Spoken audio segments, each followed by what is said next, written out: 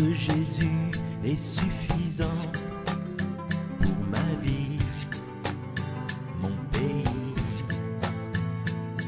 Le sang de Jésus est suffisant pour ma vie, mon pays. Le sang de l'agneau immolé par le siècle. Bonjour à tous, voici donc ce que j'ai à cœur de partager sur le précieux trésor de l'homme qui est l'activité. L'attitude du chrétien dans ses conflits sociaux. Donc nous voyons bien la conjoncture de notre société aujourd'hui. Est-ce que nous, en tant que disciples, serviteurs de Dieu, pouvons faire la grève? Nous allons voir 6 points essentiels. Premièrement, le travail de l'homme est un don de Dieu. Deuxièmement, Jésus-Christ a racheté l'homme et le travail de l'homme. Troisièmement, nous allons voir, mon patron terrestre est un mandataire, délégué par Dieu, une autorité que Dieu lui-même a établie. Et quatrièmement, c'est seulement si l'autorité dont je dépends me demande de faire quelque chose qui transgresse ouvertement la parole de Dieu, que je dois alors refuser de le faire. Cinquièmement, la revendication ou réclamation de mes droits est opposée à l'esprit de l'évangile du royaume de Dieu. Et sixième point et dernier, quelle est alors la bonne attitude face à une injustice? Donc sachez que j'ai pris des notes pour ceci. Un vrai chrétien peut-il et doit-il faire grève?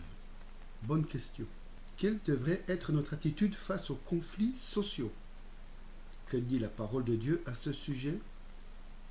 Avons-nous eu le temps de nous poser ces questions suite à la multiplication des mouvements de grève dans notre pays et à une rentrée sociale qui s'annonce d'ores et déjà chaude dans les transports, enseignements, services publics, les retraites? Donc, ceci sera quelques pistes de réflexion succinctes qui n'ont pas la prétention de faire le tour de la question, mais qui devraient pouvoir alimenter notre réflexion et nos prières. Revenons au point numéro 1. Le travail de l'homme est un don de Dieu. Au commencement de la création, Dieu a placé l'homme dans le jardin d'Éden qu'il avait planté, pour le cultiver et pour le garder. Donc Genèse 2, verset 15. Voilà le travail. Dieu a fait don à l'homme du travail pour lui permettre d'exercer notamment sa créativité, ses dons et ses talents, à l'image de Dieu, et d'en retirer ainsi de la joie. Donc voir, commentaire en Genèse 2, verset 19-20, l'homme a exercé cette créativité. Proverbe 12, verset 27. Le précieux trésor de l'homme, c'est l'activité. Ce n'est qu'en conséquence du péché que le sol a été maudit par Dieu et que le travail est devenu pénible pour l'homme. Au chapitre 3, verset 17. Dans la pensée originelle de notre Dieu, il n'en était pas ainsi. Or, combien de chrétiens travaillent encore avec cette pensée du travail vécue comme une contrainte? Travailler, cultiver la terre, se dit en hébreu avad. Or, adorer, servir, rendre un culte à Dieu, se dit également avad. Ainsi, dans la pensée du Créateur, travailler est un acte d'adoration, un service pour Dieu et pour les autres hommes. Voilà ce qu'on peut dire déjà en réflexion sur le premier point. Maintenant, passons au deuxième point. Sachons que Jésus-Christ a racheté l'homme et le travail de l'homme. Non seulement Jésus-Christ nous a rachetés, chacun de nous individuellement, de cette malédiction par son sang versé sur la croix, c'est-à-dire ce que nous sommes, mais il a racheté également tout ce que nous avons et tout ce que nous faisons de notre vie tout entière a été racheté par le Seigneur. Ainsi, nous ne nous appartenons plus à nous-mêmes. 1 Corinthiens 6, verset 19. Toute notre vie et tous les domaines de notre vie appartiennent aujourd'hui de plein droit à notre nouveau maître et propriétaire. Il est vraiment notre Seigneur. Ainsi, notre travail ne nous appartient plus, mais il lui appartient. Il est le véritable patron, afin qu'il puisse en disposer selon sa volonté pour accomplir ses desseins. C'est pourquoi la parole de Dieu nous exhorte. Colossiens 3, verset 17. Quoi que vous fassiez en parole ou en œuvre, faites tout au nom du Seigneur Jésus en rendant grâce par lui à Dieu le Père. Colossiens 3, verset 23. Tout ce que vous faites, faites-le de toute votre âme, comme pour le Seigneur, et non pour des hommes. 1 Corinthiens 3, verset 9, car nous sommes ouvriers avec Dieu. Le but ultime et premier du travail du chrétien est désormais de rechercher avant toute autre chose la gloire de Dieu et la manifestation du royaume de Dieu sur cette terre. Cherchez premièrement son royaume et sa justice, et tout le reste vous sera donné par-dessus. Matthieu 6, verset 33. Travaillez non en vue de la nourriture qui périt, mais en vue de la nourriture qui subsiste pour la vie éternelle. Jean 6, verset 27. Voilà ce qu'on pourrait déjà dire pour le deuxième point. Nous allons passer au troisième point. Là, ça devient un peu plus compliqué. Mon patron terrestre est un mandataire délégué par Dieu, une autorité que Dieu lui-même a établie. Là, ça commence à faire réfléchir. Lisons Romains 13, versets 1 à 2. Que toute personne soit soumise aux autorités supérieures, car il n'y a pas d'autorité qui ne vienne de Dieu, et les autorités qui existent ont été instituées par Dieu. C'est pourquoi celui qui s'oppose à l'autorité résiste à l'ordre de Dieu, et ceux qui résistent attireront une condamnation sur eux-mêmes. Donc, voyons comment se comportent des fois nos collègues dans le travail. Beaucoup se fâchent, beaucoup râlent, beaucoup ne respectent pas, et on voit que ça dégringole. Donc, Paul parle ici du principe de l'autorité comme ayant été institué par Dieu. Il n'est pas question ici d'autorité juste ou d'autorité injuste, mais d'autorité tout court. César représentait alors l'autorité et Jésus a dit lui-même qu'il fallait rendre à César ce qui appartient à César. Rendez à chacun ce qui lui est dû, versets 6 et 7. Donc lisons Éphésiens 6, 5. Serviteur, on pourrait rajouter ouvrier, employé, salarié. Obéissez à vos maîtres, on pourrait rajouter patron, employeur, selon la chair. Selon la chair, avec crainte et tremblement, dans la simplicité de votre cœur, comme au Christ. Servez-les de bon gré, comme si vous serviez le Seigneur, et non les hommes. 1 Pierre 2, verset 18. Serviteurs, soyez en toute crainte, soumis à vos maîtres, non seulement à ceux qui sont bons et doux, mais aussi à ceux qui sont difficiles. Le texte établit clairement que toute rébellion, toute résistance contre l'autorité est en fait rébellion contre Dieu lui-même. Car Dieu est un Dieu d'ordre, et l'ordre suppose le respect du principe de l'autorité. Il n'est écrit nulle part d'obéir, seulement et à condition que nous considérions que cette autorité est juste, bonne, bien au contraire. Car c'est une grâce, comme une faveur, que de supporter des peines par motif de conscience envers Dieu qu'on a souffert injustement. 1 Pierre 2, verset 19. Voilà le troisième point, nous allons passer au quatrième point. Qui est, c'est seulement si l'autorité dont je dépends me demande de faire quelque chose qui transgresse ouvertement la parole de Dieu, que je dois alors refuser de le faire. Il faut obéir à Dieu plutôt qu'aux hommes, ça vous connaissez, répondirent Pierre et les apôtres au souverain sacrificateur qui leur avait défendu d'enseigner au nom de Jésus, dans Actes 5, verset 29. Il est clair ici que cette interdiction humaine s'opposait à la volonté de Dieu de prêcher l'évangile. Daniel également supplia le chef des eunuques de ne pas l'obliger à se souiller par les mets du roi. Daniel 1, verset 8. Là encore, cette nourriture était contraire aux préceptes alimentaires donnés par Dieu aux Hébreux. Mais notez bien que Daniel n'a pas agi comme un révolutionnaire quant à sa manière de faire, mais qu'il a supplié le chef. Donc quelle attitude respectueuse chez Daniel. Quel contraste avec l'attitude revendicatrice des syndicats et de ceux et celles qui les suivent. On peut s'en poser des questions, si vraiment nous voulons nous pencher sur ceci. Donc voilà, nous allons passer au cinquième point.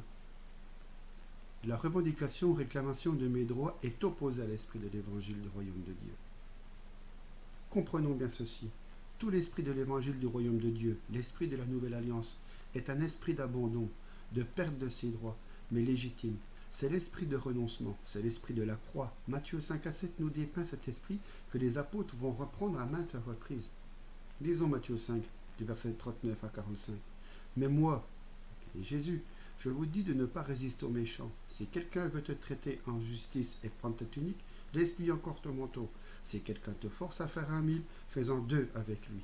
Aimez vos ennemis, bénissez ceux qui vous maudissent, faites du bien à ceux qui vous haïssent, et priez pour ceux qui vous maltraitent et vous persécutent.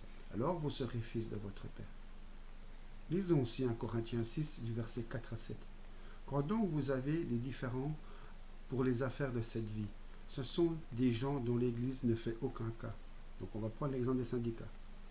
Que vous établissez comme juge, je le dis à votre honte, pourquoi ne souffrez-vous pas plutôt quelques injustices? Pourquoi ne vous laissez-vous pas plutôt dépouiller? Lisons maintenant Philippiens 3, versets 7 à 8. Mais ce qui était pour moi un gain, je l'ai considéré comme une perte à cause du Christ. Et même je considère tout comme une perte à cause de l'excellence de la connaissance du Christ, Jésus mon Seigneur. On peut l'appeler mon patron. À cause de lui, j'ai accepté de tout perdre et je considère tous mes avantages acquis et à venir, mes privilèges, mes droits, comme des ordures. On peut aller plus loin dans le langage comme de la crasse. Donc, afin de gagner Christ. Savez-vous comment parle le nouvel évangile aujourd'hui, un évangile moderne? Galates 1, 9 à 10, le nouvel évangile de la prospérité, du refus de la croix, du confort et du plaisir avant tout. Donc lisons on pourra lire 2 Timothée 3, versets 4 à 5. Je reviendrai sur une autre vidéo sur l'évangile moderne. Si quelqu'un, si ton patron, si ton employeur, si l'État, si ton voisin veut te léser, te causer du préjudice de manière injuste, alors ce n'est pas parce que tu es chrétien qu'il faut te laisser faire, défends-toi, défends ta cause, il faut être bon. Ah, excusez-moi, mais je ne veux pas l'employer, etc. Si quelqu'un veut te traiter en justice et prendre ta tunique, ne te laisse pas faire, empêche-le, prends un bon avocat et défends ta cause et tu obtiendras son manteau en plus comme dédommagement. L'évangile de Jésus-Christ revu et corrigé à la sauce du bien-être avant tout pour moi. Voilà ce que vous recevez aujourd'hui par tous ces dirigeants d'assemblée ou de ceux qui s'installent sous la toile. Comprenez-vous, bien-aimés, pourquoi notre monde n'est pas davantage évangélisé? Parce que nous ne vivons pas l'évangile de Jésus-Christ. Nous sommes souvent des pharisiens qui disent et ne font pas. Que veut notre Seigneur par-dessus tout? Que le méchant se repente et qu'il soit sauvé. Jésus-Christ n'est-il pas venu pour sauver tous les hommes de la perdition? Si Dieu veut avant tout sauver les hommes, puis-je, moi, chrétien, désirer autre chose plus ardemment que celle-ci? Un disciple n'est-il pas quelqu'un qui a les mêmes motifs, les mêmes desseins que son maître? Tout disciple accompli sera comme son maître. C'est écrit. Jésus est-il venu pour préserver et sauver mes intérêts personnels avant tout?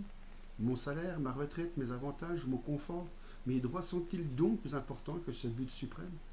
Ma première motivation dans le travail ne devrait-elle pas être la même que celle du Seigneur? Voir des hommes et des femmes passer de la mort à la vie? N'est-ce pas cela, travailler en vue de la nourriture qui subsiste pour la vie éternelle? Or, comment la conscience de ces hommes et femmes qui exercent l'autorité, peut-être certes de manière injuste, ou qui décrètent des choses iniques, va-t-elle pouvoir être touchée afin qu'ils se repentent et soient sauvés, s'il est possible, en faisant preuve dans mes comportements d'un esprit identique à celui qui les anime, en tapant du poing sur la table, en revendiquant, en se rebellant, en s'opposant, en manifestant comme ils font eux-mêmes? Certainement pas. Voilà pourquoi l'apôtre Paul dit que c'est une grâce de supporter la souffrance. C'est à cela que vous avez été appelés, parce que Christ lui aussi a souffert pour vous et vous a laissé un exemple afin que vous suiviez ses traces. Lui qui souffrant ne faisait pas de menaces, mais s'en remettait à celui qui juge justement. Pourquoi est-ce une grâce? Parce que justement, grâce à la justice devant laquelle je suis éventuellement placé, je vais pouvoir manifester l'esprit du Christ qui est en moi et donner ainsi une opportunité aux pécheurs d'être convaincus de pécher et de se repentir. C'est quand il fait noir que la plus petite flamme d'une bougie peut se voir de très loin et non en pleine lumière. Comment les hommes, en l'occurrence les dirigeants, les patrons, les responsables, les gouvernants, verraient-ils briller la flamme de l'évangile du salut s'ils marchaient déjà dans la lumière, ou bien si ceux qui sont les porteurs de cette lumière et se disent disciples de Christ se comportent comme ceux qui sont dans les ténèbres? Voyez, le point numéro 5 est intéressant. Nous allons passer donc au point numéro 6 qui sera le dernier et qui va parler de quelle est la bonne attitude face à une injustice. Considérons le fond et la forme de ma réaction de disciple. Voyons, sur le fond, il est juste devant Dieu de dénoncer, de condamner les œuvres des ténèbres, le mensonge et l'iniquité sous toutes ses formes. Examiner ce qui est agréable au Seigneur et n'a rien de commun avec les œuvres stériles, infructueuses, les ténèbres, mais plutôt dénoncer-les. Donc Éphésiens 5, versets 10 à 11, nous connaissons. Notez au passage que n'avoir rien de commun avec les œuvres des ténèbres, c'est aussi ne pas partager leurs réactions, donc la grève entre autres. Le chrétien ne doit pas en effet couvrir le mal, le péché par lâcheté, par faiblesse, par crainte ou autre motivation. Encore faut-il qu'il soit établi nettement que telle ou telle décision, tel ou tel acte, tel ou tel projet de loi est injuste eu égard à la parole de Dieu. Les faits et non des suppositions, des calculs, des éventualités doivent être clairement établis. Paul a eu par exemple cette attitude en Actes 16, verset 37 aussi, mais quant à la forme, n'oublions jamais que si Dieu a en horreur le péché, il aime le pécheur et veut qu'il se repente. Il me faut examiner mon propre cœur. Ai-je de la compassion réelle pour celui ou celle qui commet le mal? Ai-je un désir profond de le ou la voir sauvé, transformé, changé? Soyons vrais, quel est mon plus grand désir? Protéger mes intérêts personnels ou voir les pécheurs sauvés? C'est avec amour, respect, douceur, considération d'autrui, fermeté. La douceur n'empêche pas la fermeté, que je parlerai à l'auteur de cette injustice. C'est le mal que je dois condamner et juger, et non pas celui ou celle qui commet le mal, puisque mon travail est désormais la propriété de Jésus. C'est Jésus lui-même qui aura à défendre ce qui lui appartient, comme et quand il le voudra. Ma part est de tout remettre entre ses mains et de le laisser agir. C'est lui qui est lésé et non pas moi. C'est à lui et à lui seul de faire rendre des comptes. Mais il me demandera compte, à moi son disciple, de la manière dont j'aurai géré les dons et talents qu'il m'a donnés pour sa gloire. Ne vous vengez pas vous-même, bien-aimés, mais laissez agir la colère. Romains 12, verset 19. En conclusion, bien-aimés frères et sœurs, je suis persuadé pour ce qui me concerne que les mouvements de mécontentement social et les grèves qui les accompagnent et devraient s'amplifier dans les mois à venir, ça vous le savez, nous fournissent à nous qui sommes vraiment les disciples du Christ, des fils matures, une opportunité formidable pour vivre et manifester le bon parfum de Christ et de son royaume au milieu d'un monde en décomposition, en putréfaction avancée. Par notre attitude empruntée de justice, de vérité et d'amour, nous, je cite, comme Philippiens 2, verset 14-16, ferons tout sans murmure ni discussion pour être irréprochables et purs, les enfants de Dieu sans reproche, au milieu d'une génération corrompue et perverse, parmi lesquels nous brillerons comme des flambeaux dans ce monde, portant la parole de vie. Nous porterons la parole, c'est-à-dire Christ, non seulement dans le sens de prêcher, annoncer la parole, mais nous serons aussi ces lettres de Christ, ouvertes, connues et lues de tous les hommes. Nous incarnerons Christ dans ce monde en général et dans ce monde du travail et des entreprises en particulier. Nous serons ses ambassadeurs en esprit et en vérité, et nous verrons son royaume et son règne s'étendre. Et le Seigneur ajoute à l'Église ceux et celles qui sont sauvés. Pour que ce soit un petit peu plus simple sur la fin, je vous propose en conclusion de faire la grève de nos revendications, la grève de nos réclamations, la grève de nos insatisfactions de chrétiens d'Occident, la grève de nos désirs charnels qui font la guerre à l'âme. Et si on combattait pour la retraite, oui, pour la retraite de l'ennemi selon Éphésiens 6, et si on créait un syndicat, comme par exemple le Syndic, qu'avons-nous de commun avec ce mot? Donc je vous laisse sur ce petit partage d'humour sur les quelques lignes de la fin. Voilà ce que je voulais apporter sur nos comportements dans la vie de tous les jours, dans notre travail. Savoir prendre position, parce que les conflits vont augmenter, vont s'amplifier, et nos supérieurs verront la différence de nos comportements par rapport aux autres, que vous aussi, vous voyez dans votre travail. Voilà, soyez toujours dans la continuité dans le Seigneur, dans le plan du Seigneur, que le Seigneur nous garde. Je vous dis à bientôt pour une autre vidéo, une autre étude. À bientôt.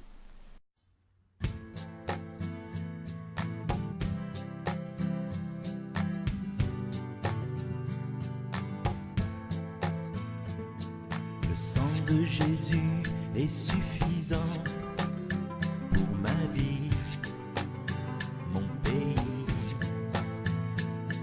Le sang de Jésus est suffisant pour ma vie, mon pays. Le sang de l'agneau immolé par le siècle des siècles. Le sang de l'agneau immolé par le siècle des siècles. Le nom de Jésus